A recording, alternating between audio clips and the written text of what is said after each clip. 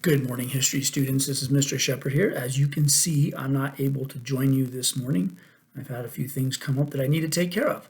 But I want to, instead of just trying to type out what I want from you guys today, I kind of want to spell it out for you.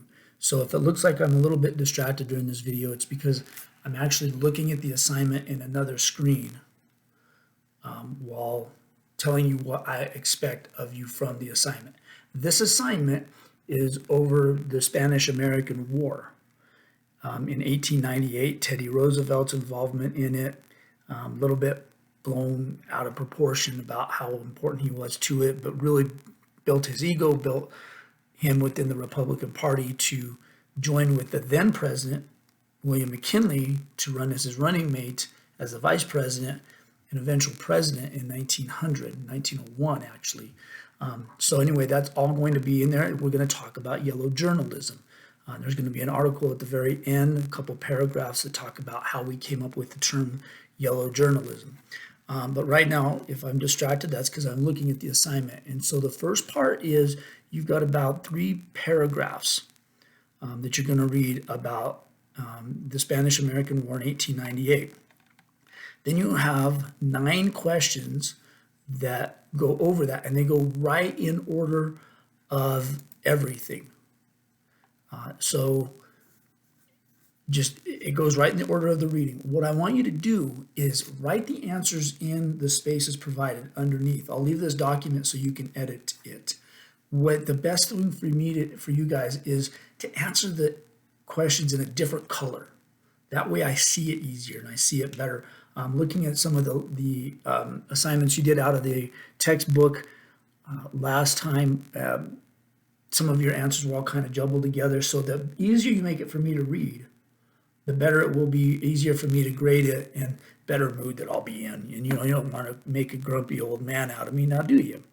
So what I'm going to say is if you go up to just change your color to like maybe red or something, and you can type in, and then I'll see it in the space provided, and it won't be black like everything else. Just don't change it to a color that I can't read. Red is probably going to be the easiest. Don't do like a blue, maybe a light, not too light, not too dark of a blue, but really red would make it easiest for me to read. Okay, it's for the whole thing. Then the next one, you have a chart over the progressive era. Okay, the progressive era. We're going to really talk about the Spanish-American War in this chart, but we're going to come back to the progressive era next time we meet, because you're going to do this, like I think I mentioned, you're going to do this today and then tomorrow on Tuesday. I had to think of what day it was because I'm recording this early. Same thing, this chart, the answers for the chart, there are 17 questions. Answer them in the space provided in different color, but the chart is all about causes of the Spanish-American War on the left-hand side, and on the right-hand side is results of the Spanish-American War. So cause and effect and results, basically. Yellow journalism is talked about in there as well. So then you're going to write your answers down in the space provided in probably red again. Then what you can do, the next one, this is the tricky part. The third chunk is you're going to have 7 questions, and I need to go back and change the layout because not only are the questions numbered 1 through 7, but they're multiple choice. And instead of being A, B, C, D, they're all numbered 1, 2, 3, 4. I don't know why. I need to go in and change that. But probably the best thing to do in that, I think, is if you go through and you pick a highlighter, I think you can just highlight, like I'm doing it right now in yellow, and just highlight the answer and just make it easy for me that way. Okay, so keep that in mind, and I'm going to erase it now so you guys don't see it. There we go. Okay, so moving on, do a highlight in that one. You can do it in any color because it's going to stand out. Yellow, blue, red, whatever. And so those are going to come off of the chart as well. This may be a little bit tricky because usually before we do this in class, I go over it and I talk about it because some of the questions talk about the Spanish-American War, comparing it to the Persian Gulf War. So do the best you can on this section. Some of them may be a little bit difficult because I usually cover this stuff a little bit more in a lecture, but unfortunately I couldn't be there on the day I give this to you. The next section is, once again, 3 paragraphs on the Rough Riders and Teddy Roosevelt's involvement in it. Okay, so go through there, pick your color, answer it probably in red, answer the questions they answer. They go right in the order of the text itself. The next one, there's a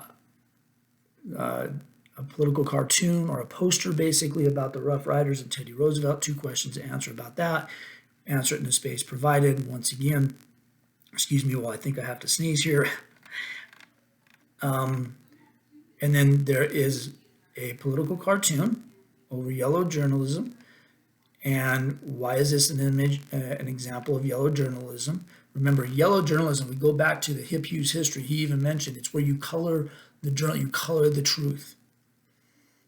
And so that's part of where they get the name yellow journalism. But then there's a couple paragraphs underneath that give you more specifically about the conflict between William Randolph Hearst and Joseph Pulitzer, who between the two of them owned most of the newspapers in the United States, and they were competing for everybody's business.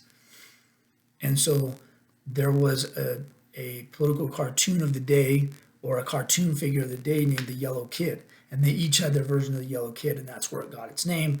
So it's going to tell you how it helped to sell newspapers, and part of that is just, you know it when you go to check out at the grocery store or at Walmart or wherever you go to your shopping, you see an outrageous article or something that you just can't believe. You grab the newspaper, you grab the magazine, and you want to read more.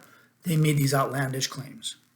And that's part of why it was easy to sell newspapers, because here, let me read that claim. That doesn't make sense. Let me read it. And you couldn't, just like today with fake journalism, you couldn't always guarantee that what you were reading was the truth. Okay, so what you're going to do is you're going to work on this today. You're going to work on this. I'll have it due at the end of the day tomorrow on Tuesday. And then when we get back together on Wednesday, we're going to move back into the progressive era, what's happening locally, well, at least within the borders nationally of the United States with the progressive movement, what the progressive movement was, what it was all about, some of the long-term results that we're living with in a good way of the progressive movement, and some of them maybe not in a good way, depending on your perspective. So anyway, I hope you guys don't have a problem uploading this video, seeing this video. I'll try to load it a couple of different ways, but at least, you know, this, I'll have an announcement listed. Do this assignment and turn it in to me. I really hope you can watch this video. I didn't have any problems at the end of last school year with students seeing these videos. So I'm hoping it's the same thing for you guys, so that you guys understand the instructions and how to write in it and make it easy for me to grade. So anyway, I will see you on Wednesday. So don't get used to me being gone. Anyway, you have this time to work on it. Don't forget to check in with IC to make sure that you mark that you are here. And then you have tomorrow, Tuesday, to work on this during asynchronous time. Okay, guys, have a good day, and missing you guys. But there is your assignment. Bye.